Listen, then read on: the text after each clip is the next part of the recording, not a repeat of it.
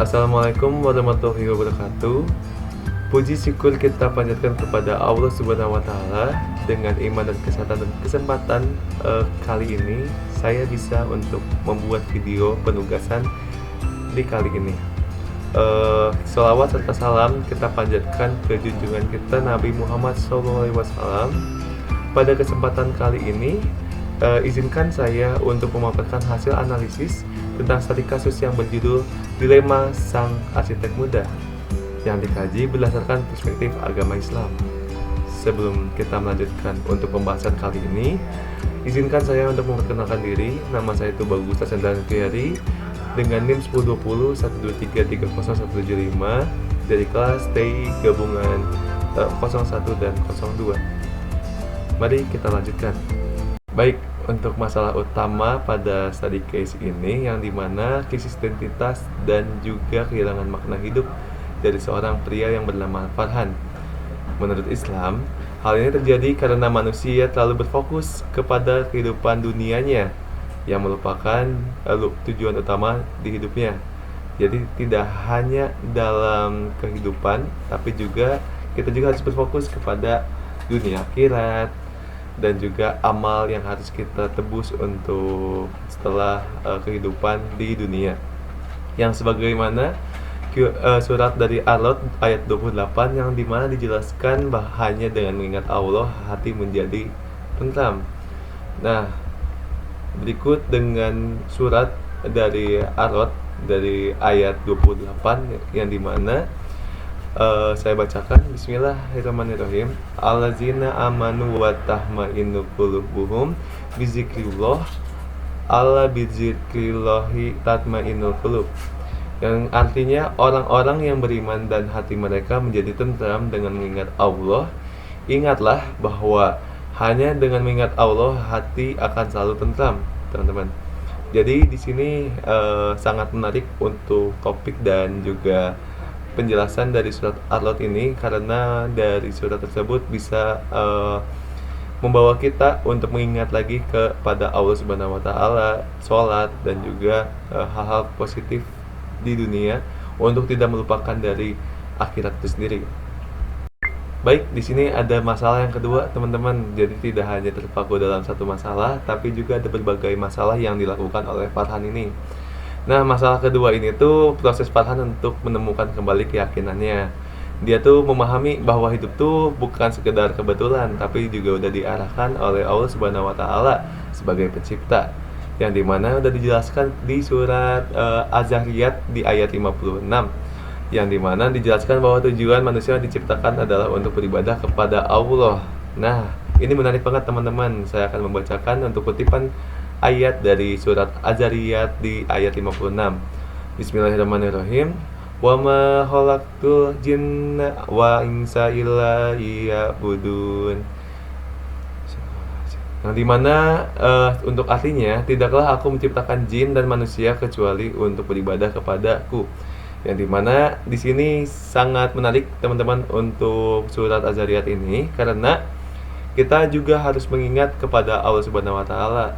Dan juga dari awal kita lahir hingga kita sudah bisa dibilang untuk meninggal dunia, kita juga harus mengabdi kepada Allah Subhanahu wa taala. Kita harus berdoa, kita harus mengingat Allahnya dengan cara kita sholat. Terus juga kita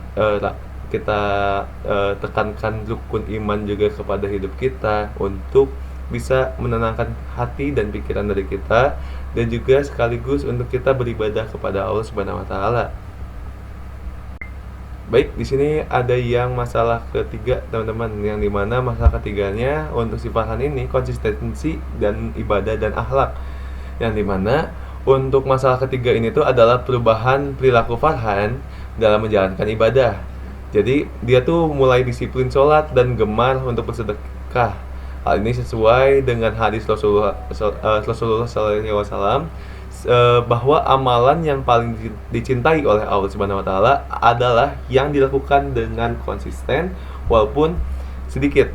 Ini menunjukkan bahwa Farhan itu tuh sedang memperbaiki kualitas keimanannya. Jadi kita harus banget untuk dimana kita tuh memperbaiki tentang perilaku kita, apalagi kita harus memperbaiki dengan pola sholat kita, jangan sampai kita jauh dari Allah Subhanahu wa taala, teman-teman. Dan di sini ada yang masalah keempat. Masalah keempatnya di mana Farhan dilema etika pekerjaan. Farhan ini diminta merancang kayak bangunan yang fungsinya itu bertentangan dengan nilai agama. Dalam agama Islam, hal ini tuh nggak bisa diperbolehkan gitu. Sebagaimana surat Al-Maidah ayat 2 yang dimana melarang kita untuk untuk tolong menolong dalam perbuatan dosa. Artinya Farhan tuh harus menolak atau mencari solusi agar tidak terlibat dalam pekerjaan yang melanggar syariat gitu. Untuk kutipan ayatnya saya akan bacakan. Bismillahirrahmanirrahim. Ya ayyuhallazina amanu la tuhilu sya'irallahi wala sya'syaral harama walal hadiya wala qala iddawa la amina baital harama yabtaghuna fadlam min rabbihim wa ridwana wa idza halaltum fashadu wala yajrimannakum syana'anu qaumin syadukum anil masjidil harami anta tatu wa ta'awanu alal birri wat taqwa wala ta'awanu alal ismi wal udwani wattaqullah innallaha syadidul iqab. Nah, jadi untuk artinya sendiri, wahai orang-orang yang beriman, janganlah kamu melanggar siar-siar kesucian Allah, jangan melanggar kehormatan bulan-bulan haram, jangan mengganggu hadyu hewan-hewan kurban dan qolat atau hewan-hewan kurban yang diberi tanda, dan jangan pula mengganggu para pengunjung Baitul Haram, sedangkan mereka mencari karunia dan ridho Tuhannya. Apabila kamu telah bertahatul menyelesaikan ihram, berburulah jika kamu mau. Janganlah sekali-kali keberanianmu kepada suatu kaum karena mereka menghalang-halangimu dari Masjidil Haram, mendorongmu berbuat melampaui batas kepada mereka. Tolong menolonglah kamu dalam mengerjakan kebajikan dan takwa, dan jangan tolong menolong dalam berbuat dosa dan permusuhan. Bertakwalah kepada Allah Subhanahu wa taala. Sesungguhnya Allah sangat berat akan siksaan. Nah, baik teman-teman, di sini untuk surat Al-Maidah yang dimana menjelaskan kalau kita tuh harus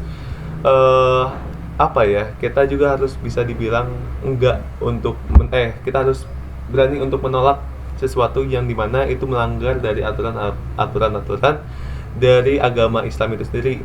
Yang dimana tadi sudah dijelaskan oleh surat Al-Maidah untuk gak harus untuk melanggar dari aturan-aturan yang harus yang sudah disyariatkan oleh Allah Subhanahu wa taala. Nah, jadi di sini sangat menarik banget untuk Farhan, yang dimana Farhan juga merancang bangunan yang fungsinya bertentangan dengan nilai agama ini, yang dimana itu tentunya salah. Dalam hal Islam itu tidak diperbolehkan. Jadi itu bisa menjadi salah satu pembelajaran juga kita untuk di dunia asli gitu.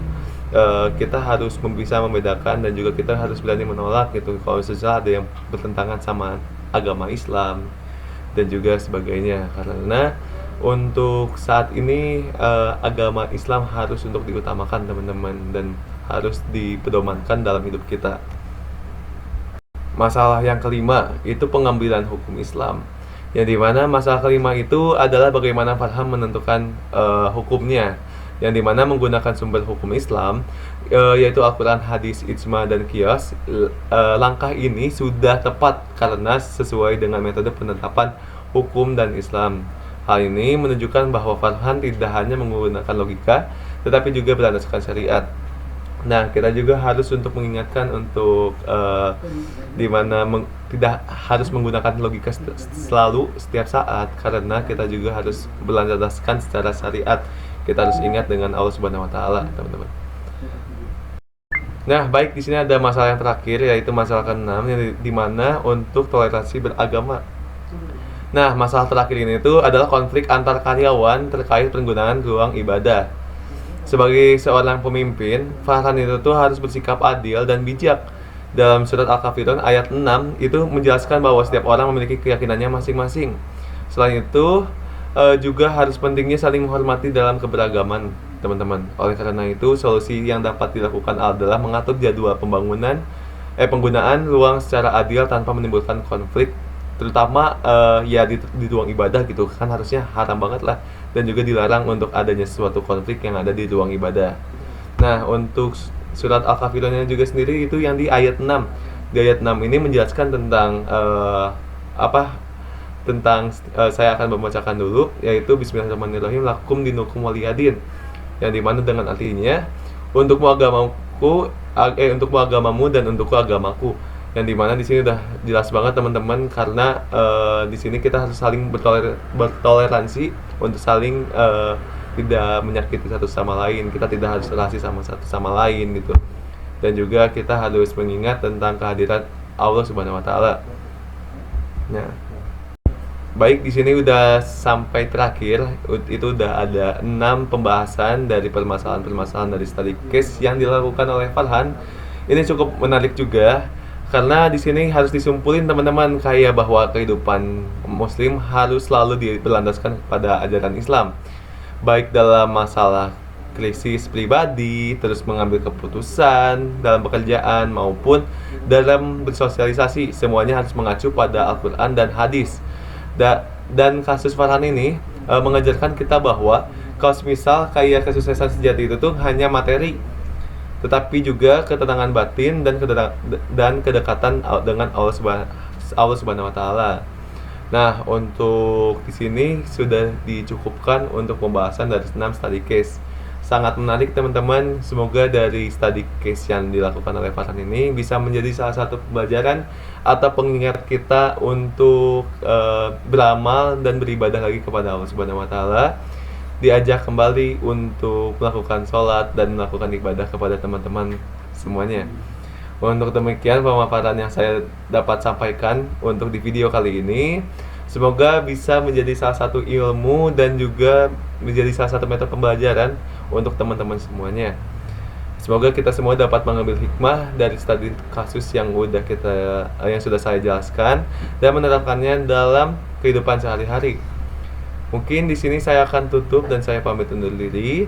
Wassalamualaikum warahmatullahi wabarakatuh. Terima kasih semuanya.